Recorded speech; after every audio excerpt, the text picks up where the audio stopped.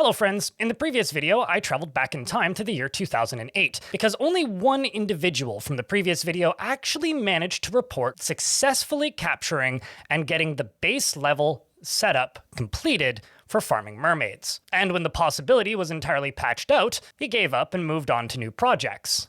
But projects based on similar theories, and this time he succeeded. So come on a journey with me to January 2011, after the majority of the events of the Mermaid thread had concluded, because the science was still ongoing. Shall we begin?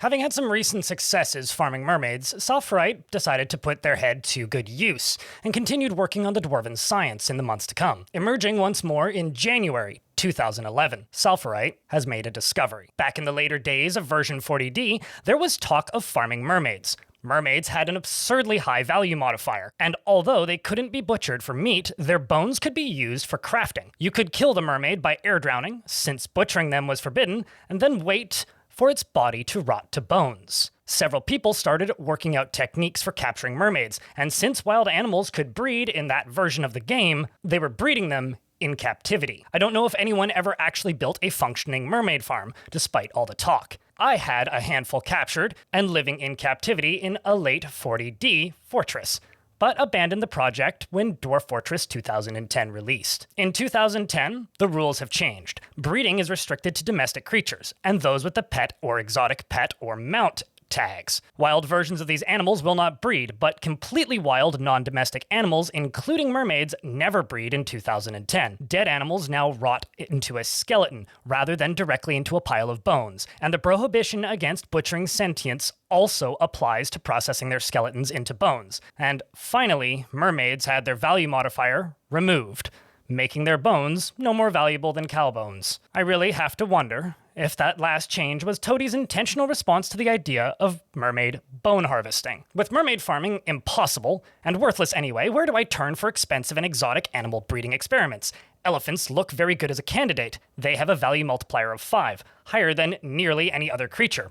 Only Hydra and dragons are more valuable, and those are both rare, non-reproducible megabeasts. Even the rare and valuable unicorn only has a value multiplier of 4. Elephants are also huge, 8 times the size of cows in fact, and can be trained into war animals. And though they aren't always available, when they are, they come in huge numbers. Although they are a huge winner in every practical way, elephants are boring. They're too easy. I wanted to try farming something exotic and valuable, and preferably aquatic. Sea serpents fit that role. They have the same 5 times value modifier as elephants, are nearly twice as large, and reach breeding age in half of the time. More importantly, they're aquatic and extremely rare, making the project potentially difficult and requiring greatly overcomplicated means to set up a working farm. And thus begins the saga into a breeding program of sea serpents. For those of you unfamiliar, sea serpents are a very rare creature in Dwarf Fortress. Only one is found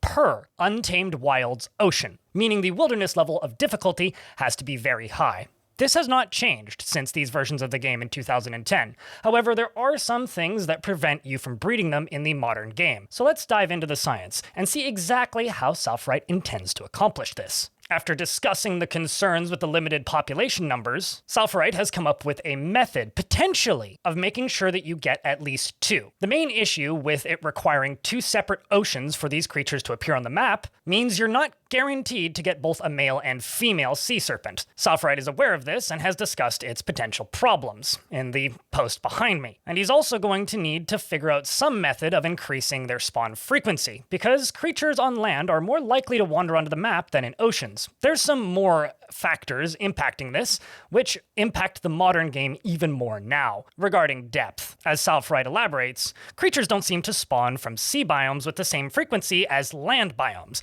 In any embark site, there are a limit of the number of groups of animals which can be on the map at once. For some reason, the game greatly preferred to present me with land animals. I would hardly ever see any creatures in the sea. Far more often, I'd get a few groundhogs or something equally useless on the land instead. Rather than spending years exterminating land life, I built a single tile raising bridges all around the edge of the map, and raised them to make the map edge walls. With no available surface tiles to spawn on, only ocean creatures spawned. Oddly, land animals did not spawn in the middle of the map. That strange behavior only seemed present for civilized visitors, who would seemingly teleport into existence for trading seasons, which has something to do with the spanning of multiple maps. My initial plan was to set up a scheme where I could drain the entire ocean through a sieve of cave traps into an infinite map edge drain, with sea creatures being helplessly pulled along by the current into traps.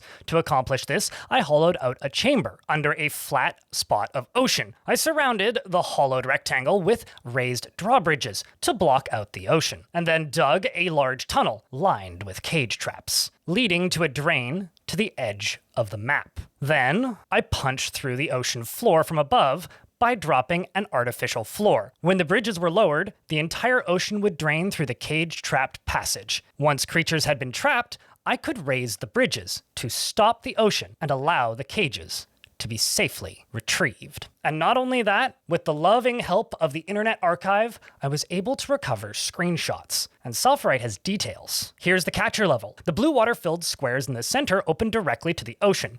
They are surrounded by raised drawbridges, which act as a gate for the seawater.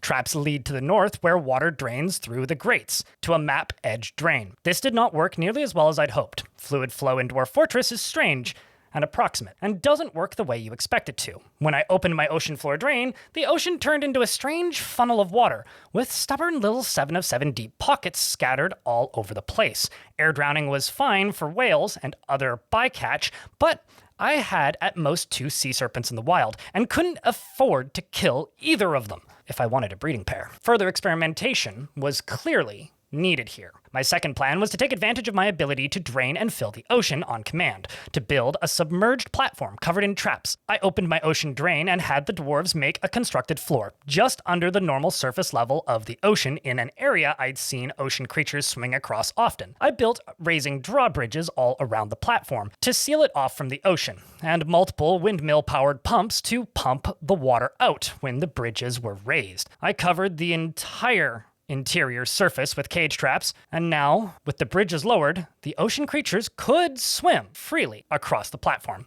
and get caught. Once a fair amount of cages were filled, I'd raise the drawbridges and activate the pumps, letting the dwarves go in and claim the catch. And once again, Sulfurite provides details and images. Trap-level platform covered with cage traps and water surrounded by the raised bridges, keeping the ocean out. They write, lowering the bridges lets the water in so creatures can be captured. Above the ocean, a hole in the water, with pumps struggling to pump the water out. This method could catch sea creatures a lot more quickly, since the traps were placed where they often went on their own. It was a lot more difficult and dangerous to build than the undersea trapped corridor. The platform was in the path of ocean waves, and when the drawbridge walls were raised, the waves could constantly crash over them and dump the water onto the platform. A whole row of pumps had to run non-stop to keep the water out, and even so, the construction of the traps were constantly being suspended due to water. A few dwarves died during the construction, either knocked off by the waves or standing in the wrong place at the wrong time, and either drowning or falling to their death into the ocean floor, but fortunately, we did catch a lot of sea life. Having mixed success with the first 2 attempts, Sulfurite has a third and final idea on how they can hopefully catch and farm sea serpents. My third plan was based on observing that sea creatures often run along the coastline for a while, not an unexpected result of their random wandering movement code. I dug a long canal 3 tiles wide parallel to the beach. The entire side of the canal closest to the water I blocked with raising drawbridges, and the rest I filled with large amounts of cage traps. I built a few pumps on top, powered by a windmill to drain the ocean from the canal and put it back into the ocean. I built a few pumps, powered by windmills, to drain the water from the canal and put it back into the ocean. Then I channeled out the remaining land between the canal and the ocean. The effect was to have a coast completely lined with cage traps, with a drawbridge barrier I could raise to let the pump and cage trap area dry. And here is their design for the final trap that they intended to use for this setup. Now you're going to have to forgive me because obviously everything that we have here is ASCII, but one of the best parts about this thread is we do have a full scan of the fortress, which you're probably seeing somewhere behind me. And do just squint. You'll start to see through the ASCII. I will do my best to include some diagrams roughly converted into a more modern looking setup, for those of you who are ASCII blind. The lower level corridor traps with the raised drawbridge to the right. Lowering the bridge lets the water and the yummy sea creatures in. Surface level with pumps draining water into the ocean to the right. This was my most effective and simplest to build sea creature trap. No dwarves died in the making of it, and it was easy to build and maintain, and it didn't require building an elevated platform over the ocean or punching holes in the ocean floor, and yet it caught more sea creatures than the other designs. If I was to do this again, I'd just build this trap design from the start and not bother with the others. Between the 3 different trap systems I'd built, I eventually caught 2 sea serpents, a male and a female. Quite literally, Southright had won the lottery. I also caught dozens of swordfish, merlin, and sunfish and halibut, and eel, and half a dozen different kinds of sharks, and the entire schools of whales, cod, tuna, and bluefish. Hundreds of creatures in all, which piled up a big bycatch stockpile. As far as I can tell, none of them will reproduce if they lack the pet tag. It's been mildly amusing to stick cages with whales and great white sharks and such around my fortress, but there's not much else I can do with them other than air drown and slaughter them. It is worth noting that in modern versions of the game, wild animals will produce on their own, in many cases, unless they're egg-laying. But with that initial post complete, the thread erupts into elation and excitement. Let me get this straight. You first blocked off your entire landmass, planting statues along the edging to prevent wildlife from entering, disrupting the migration habits and breeding of local terrestrial creatures, as well as probably annoying caravans to no end. And then you drained the oceans so that you could attempt to catch 2 animals with supermassive whales and sharks as a mere byproduct, and entire freestanding structures in the middle of the ocean being mere attempts, and after years you were still capable of draining the entire ocean at will? Do it again, except add amphibious and trap avoid to the serpents. I dare you. Other responses claimed that the post was incredibly dwarfy, but Southright continues with additional sauce. Now, I've got 2 sea serpents, male and female. I decided to have them wild instead of taming them. If they stay wild, I can kill them with air drowning and still butcher the corpses. If I tame them, I can only get meat from them if I have them taken alive to a butcher shop and slaughtered, and I'm not sure if that works for water-breathing creatures. Fortunately, leaving them wild does not change their ability to reproduce. They do need to be in cages in order to breed. Initially, I dug out sealed multi-Z level chambers and built the sea serpents in cages, and linked them to a lever, pumped the chamber full of water, and then pulled the lever. The sea serpents were able to swim around freely in their sealed box, and then eventually gave birth to hatchlings. To recover them, I placed a long corridor lined with cage traps connecting the breeding chamber to the ocean, flooded with water. Then I pulled a lever to open the floodgates, and the sea serpents made for the ocean, ending up getting caught in the cage traps again.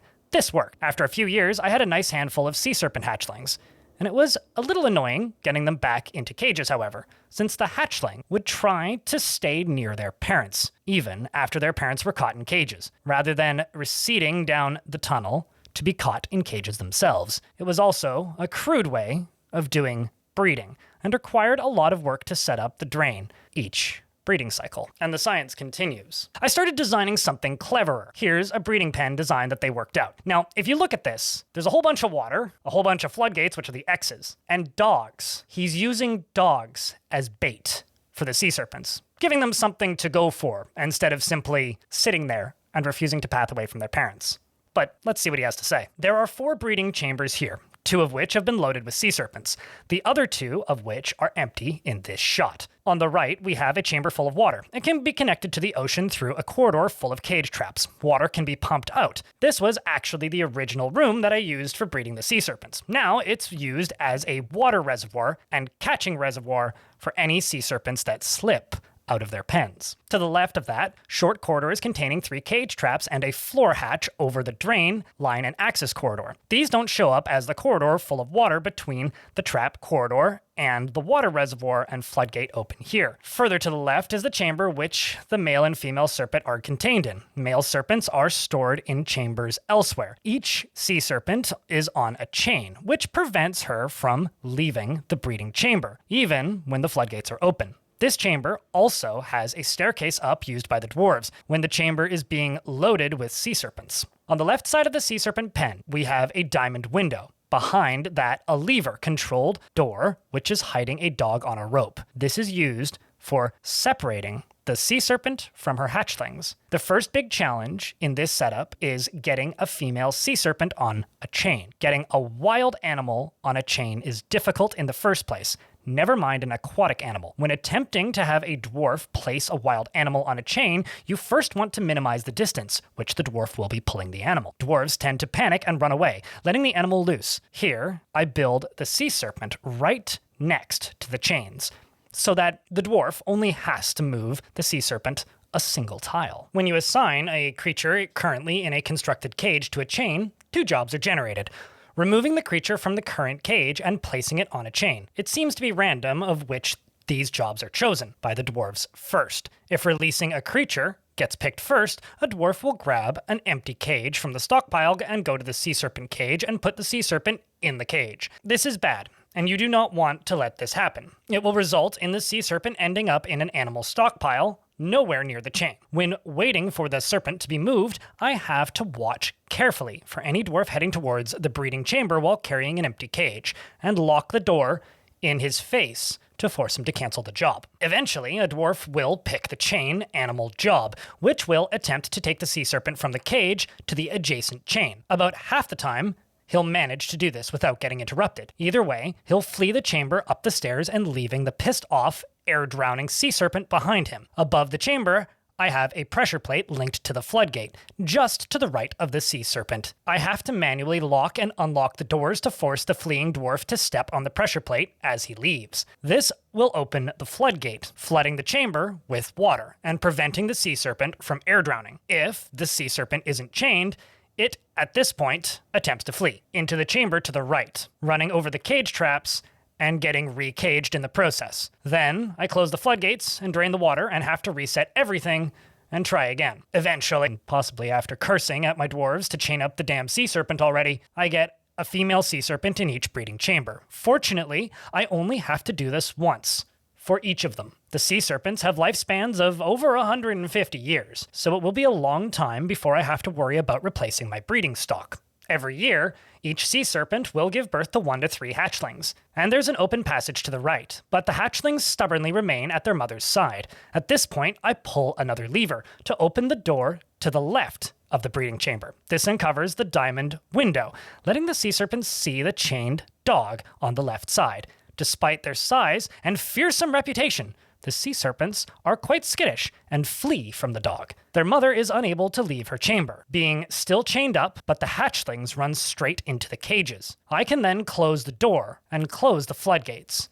and drain the water out of the passage and retrieve the caged sea serpent hatchlings. With 5 breeding females at the moment, I get an average of 10 hatchlings a year, each individually caged. These are placed on pedestals around the fortress, being used as a display for the 6 years that it takes for the hatchlings to mature, at which point they'll either be added to the existing breeding stock or air-drowned and butchered for meat, bones, and leather. And the B12 forum posters are understandably absolutely enthusiastic about the thread, showing off their excitement and interest in the subject, as well as complimenting his pure genius, and stating that it's the best thing since the game became 3D. They're also curious if he's been using any hacks to speed up the process of breeding, and they want to know exactly what he's going to do with those bones. They're also curious about what specific version of Dwarf Fortress he's using, because at the time, the game was actually updating at a pretty rapid clip, and many people were cautious to update immediately due to bugs, because you would have to manually download each new version. And Selfright replies, "The fortress is 17 years old. I did not mod the dwarves for speed,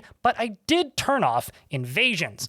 Not that it mattered once I sealed off the map edge. And he also notes that even though this is version 16, he saw very few creatures in the ocean until he walled off the surface. There's been many concerns in the thread that ocean creatures don't spawn at all in the current version that he's playing, but as you can see, he's proven this is not true.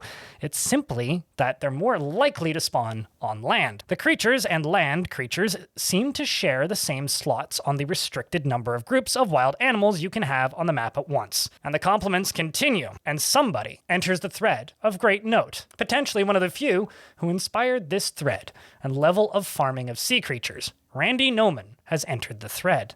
This is beautiful. Crying sad emoji, he says. So for all of those of you who are wondering where Randy went after talking about mermaids, well, there. Then the thread accelerates a bit, and they begin to speculate about sea monsters. For those of you who don't know what sea monsters are, they're similar levels of rarity to the normal sea serpents in Dwarf Fortress, with one exception. They can only spawn in evil biomes, making them even more difficult to acquire. I have never actually seen one in Dwarf Fortress, so any science that they're able to discover about them, old or recent, is fascinating. They can have babies, I think, and it would be incredibly dwarfy. And Selfright has some more details stating that they do in fact have child tags, but you'll have to add pet tags to get them to actually breed. They have a population number of 1-1, meaning you'd need to embark across 2 evil ocean biomes to get 2 of them. The main issue with this setup that Selfright has come up with is that chaining the sea serpents is quite the ordeal, and so the science has progressed now to whether or not they could make that process less difficult. Maybe you could use a multi-Z level system to easily separate the young from their parents. Simply make a system like this: a door, water, less than 7 of 7, water, 7 of 7, and now finding out which Z-level grown sea serpents will refuse to enter, and young will, and adding a system on how to control how much water there is in the W tiles, and provides a very confuddling diagram. But Selfright doesn't seem super enthusiastic about this idea. I don't think it works that way. As far as I can tell, aquatic creatures in 7 of 7 won't voluntarily enter into water tiles with less than 7 deep. I don't think that this has anything to do with the size of a creature. It seems to be a fundamental part of aquatic creature behavior. I'm not actually sure if a dog behind a window will scare a sea serpent into shallow water, but I suspect not. And I'm pretty sure that the behavior of hatchlings and adults would be the same in any case. Having to chain up the adult females is the weak point of this design. It would help a lot if there was some better way to separate the children from the breeding females that didn't require chaining up the females. I haven't found one yet.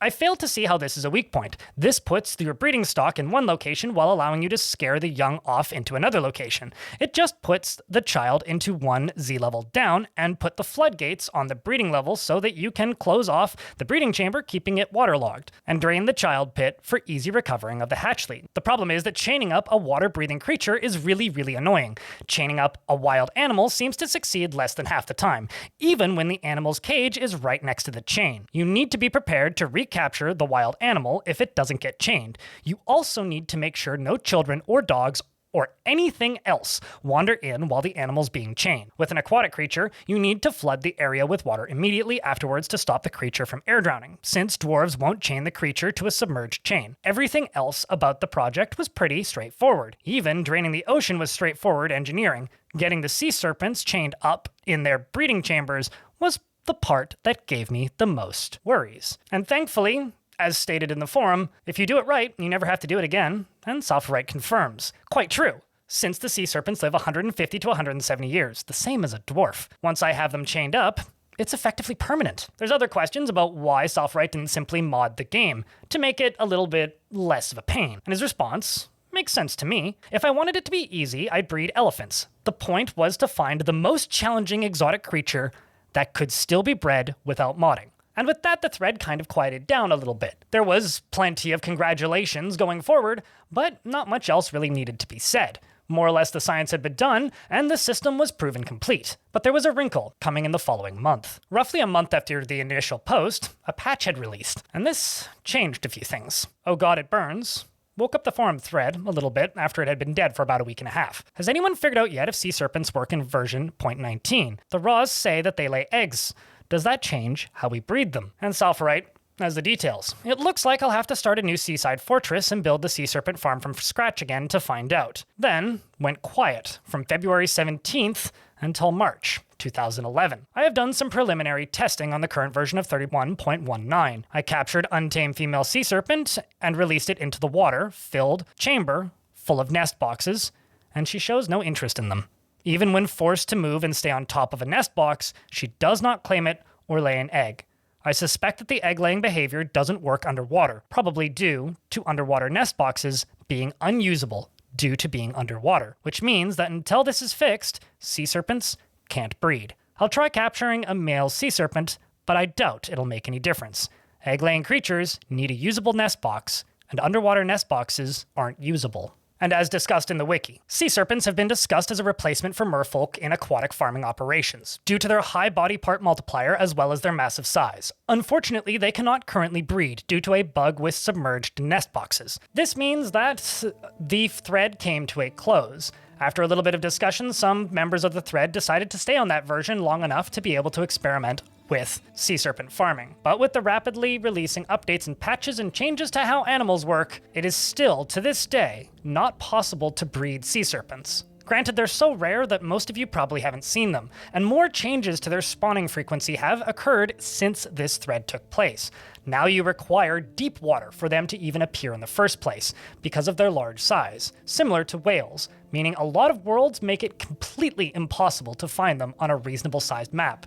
Of course, you've seen several screenshots from Dwarf Fortress during this video, and you'll notice that the ocean was quite small. Back then, the game didn't differentiate between deep and shallow oceans. All oceans were more or less one and the same. But as the version 40 released, and the number of Z levels was increased, and the scale of the game itself increased, the rules of the ocean will continue to change. This is still possible in the modern game. I have managed to find sea serpents with a few test embarks. I'll throw a world down in the description of this video where I was able to locate them. In the same world, I've managed to locate several variants of giant whales as well, so it would probably be a pretty good place to attempt this. But I will note, if you are going to attempt this in the modern world, you are going to want to go into your raws and change how sea serpents appear, so that they no longer have the tag that requires them to use a nest box to give birth to creatures. If there isn't a mod that exists, I will make sure that I attach some example raws in the description of this video. Or, alternatively, link a mod that fixes this. I wanted this video to be a little bit of a follow-up to the Mermaid's debacle, and hopefully added a little bit of closure. Let me know what you would like me to cover next in regards to game history, or Dwarf Fortress history in the comments of this video. And if you yourself have seen sea serpents or sea monsters and successfully caught them, do please tell. I would love to hear about it. Thank you very much for watching this video, and I hope to see you in the next one. What was that? What came over me? Thirsty. Could use some water.